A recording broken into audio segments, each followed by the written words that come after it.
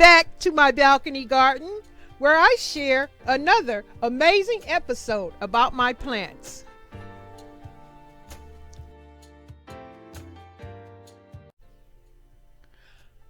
Hello y'all. I'm in here today to do a garden update and talk about this plant. It's Hypoestes Phyllostachya.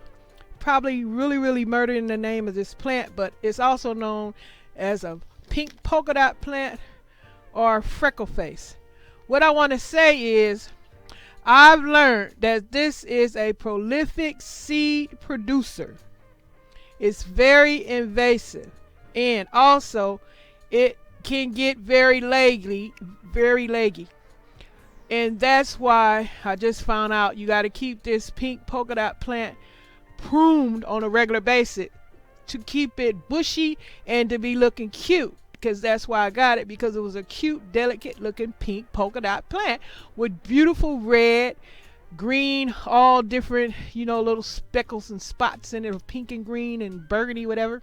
It's a really gorgeous plant, but through air and just going through, for lack of a better word, just learning from experience, from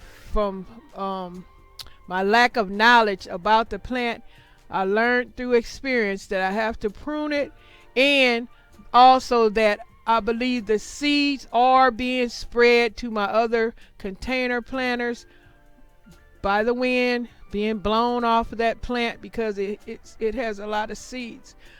And I didn't know that these seeds were being blown into my other pots because I did not plant this plant into my other planters. I did once or twice when it broke off, when I would cut it down, not knowing that was the right thing to do because it was getting leggy, and the leggier it got, the uglier it got. But anyway, keep it cut down, watch it, because it's very invasive and it's easy to propagate, which I found out.